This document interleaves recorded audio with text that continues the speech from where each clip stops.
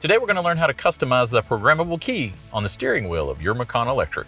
There are two different ways to do this. One is hold down the programmable key until this pops up on the PCM. Select Change. And here you have a wide variety of possibilities. For this, I'll change to Level Lift. Another way to customize your programmable key would be through the PCM. First select Car, and then Settings, then Vehicle Settings. Here you see the Steering Wheel Quick Access button. Select that. And you can change it to whatever you like. We'll put it on the Electric Sport Sound. You now can customize the programmable button on the steering wheel of your new Macan Electric.